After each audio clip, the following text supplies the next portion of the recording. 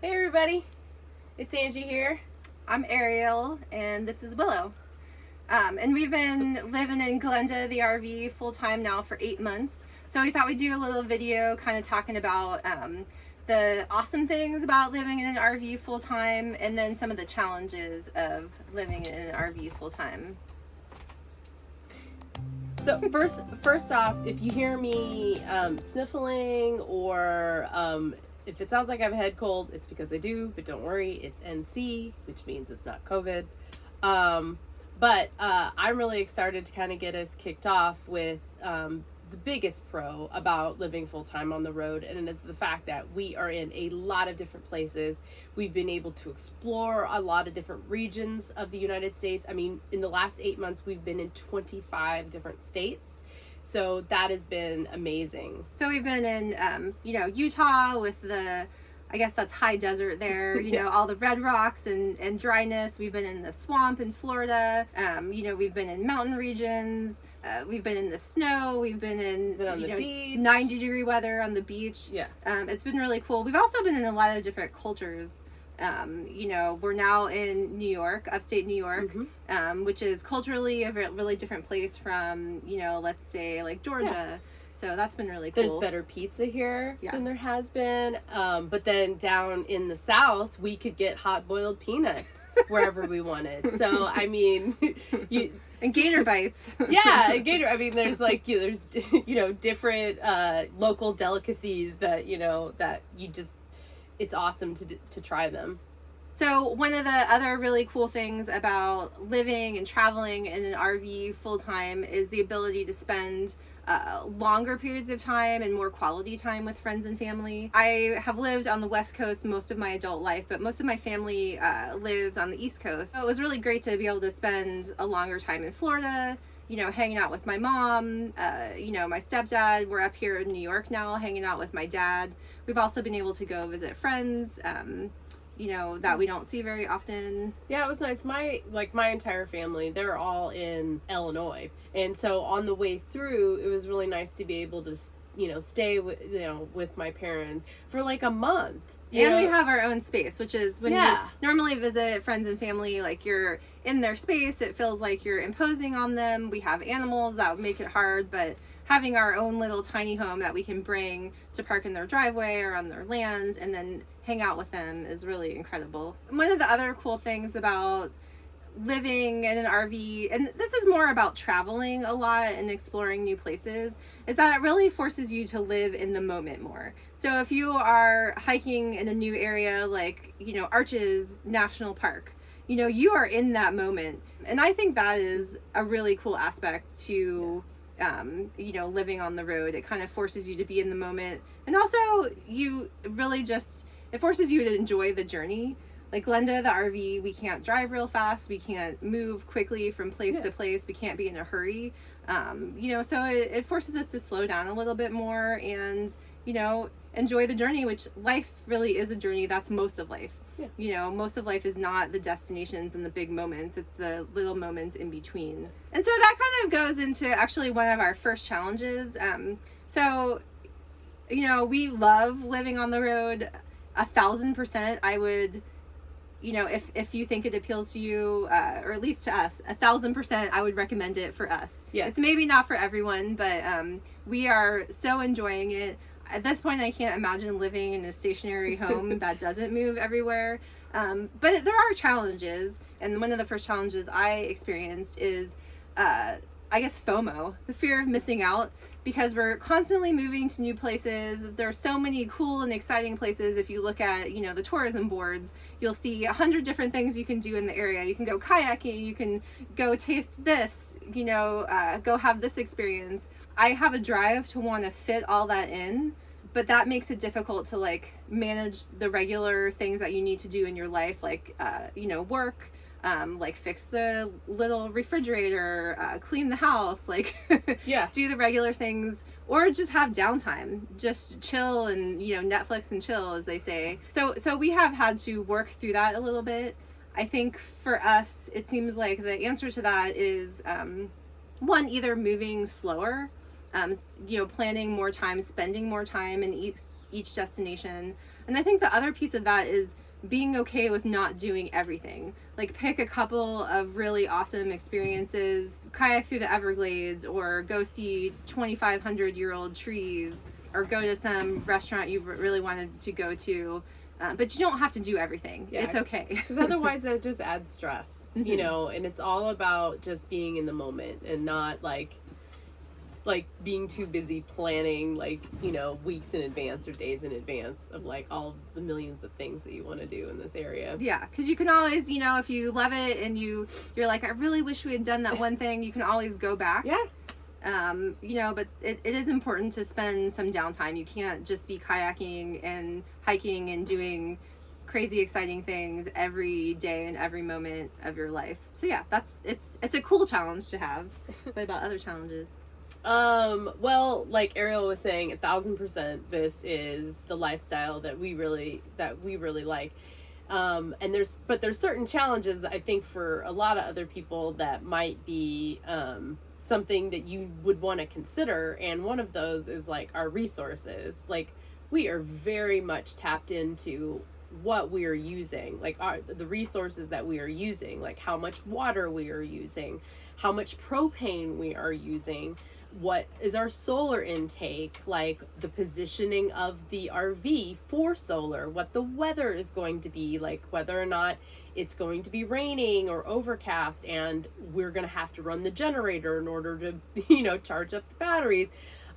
It's just, there's a lot that you have to be tapped into. And then also be moving around so much, you've got to make sure that either, you know, you're going to some place that has water or that has like a place that you can dump, like a dump station. I will say that really glad that we got the composting toilet and all we have is gray water right now because we use biodegradable soaps. And so honestly, we could just dump our gray water like it, you know, wherever we are, but we really try and dump it just at a dump station whenever we can. But you need to know where those are going to be. Another big challenge that we faced is actually has to do with our young dog Willow, our young border collie. So I have never raised a dog on the road before, and it presents new challenges, such as I can't enroll in like a regular dog training class where I'd go and have the space and direction and be around other dogs to train her.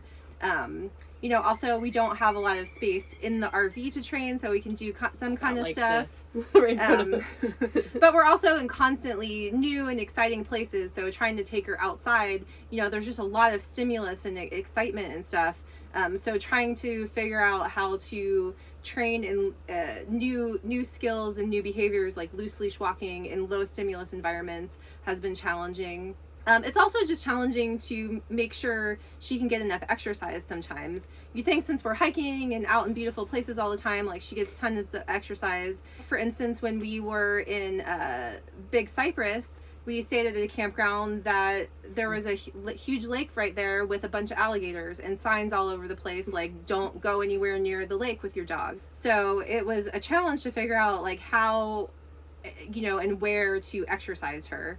So that's something I just didn't expect getting a puppy, how different it is. I'm really excited because today I found a trainer in Albany, New York, who will see us in person to, you know, help us with a little bit of training. That's super exciting. But yeah, if you're living on the road and considering getting a puppy or any dog, it's something to consider. So here's some other random challenges to living on the road. Mail, like getting physical mail, is tricky on the road. We do have a mailbox in Seattle and Ariel's mom is helping us out, but we don't get a lot of physical mail, which is very helpful. So another challenge is RV maintenance. Our RV is also a truck. It needs oil changes, the brakes fixed, all that sort of stuff, which can be a little tricky when you live in it full time, especially with animals. Grocery shopping, like we used to have a store that we would go to when we were in Seattle. Here you just got to go to whatever grocery store seems to be the best fit that's close to you, and don't have your heart set on any particular brands being there. You just have to go with what they have. I have tried so many different kinds of whiskey, which is cool and also sometimes not cool when you're like, sometimes there's like the real bad bottles that are still underneath the cupboard because they taste so bad. Yeah, we have a collection. Yeah. Bugs, woo! So we've had a few little bug invasions. We had an ant invasion. Number one issue. 2 different kinds of ants, different periods. Giant swarms of mosquitoes in the Everglades, the no-see-ums in South Florida and Georgia. They are small enough to fly through the screens of your RV, so we actually had to change out all the screens to tiny mesh screens. And also environmental factors. In South Carolina, the state park we were staying at had a tornado warning, and it said a tornado is coming over to your state park in 15 minutes. So like, what do you do then? So that can be a little bit of a challenge.